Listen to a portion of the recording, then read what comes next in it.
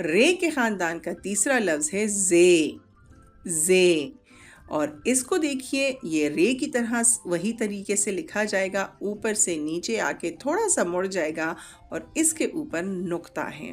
اپنی انگلی پھیریے اور زے کی آواز ہے ز، جیسے بزنگ ساؤنڈ ہوتی ہے نا انگلش میں زی کی آواز ہوتی ہے، اسی طرح زے، ز، زے کہتا ہے ز، ز زرافہ، ز زرافہ، ز زردی، ز زردی، تو زے کہتا ہے ز اور ز سے زرافہ، ز سے زردی۔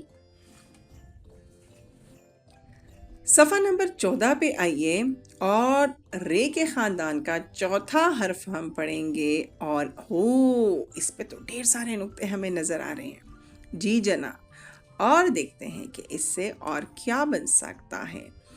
اسی طرح حرف کو لے کر نیچے اپنی انگلی پھیریے اور اس پر 3 نقطے ڈالیے تو یہ کیا بن جائے گا؟ ژ، رے، ڑے، زے، ژے، یہ کہتا ہے ژ، یہ کہتا ہے ژ، اور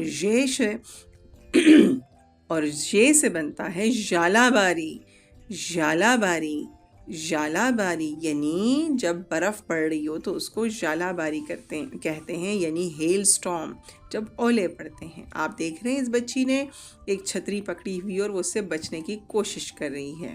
تو رے، ڑے، زے، ژے۔ تو پیارے بچوں، آج ہم نے رے کا خاندان مکمل کر لیا ہے، ٹھیک ہے؟ اور ان الفاظ کو، ان حروف کو یاد رکھیے، حروف کے نقطوں کو یاد رکھیے کہ کون سے لفظ کے ساتھ نقطہ ہے، کس پر توئے آتا ہے اور کس پر زیادہ نقطے ہیں، اور وہ کیسے پڑھے جاتے ہیں۔ امید ہے آپ کو میری باتیں یاد رہیں گی۔ اس کے ساتھ ہی آج کا سبق ختم ہوا۔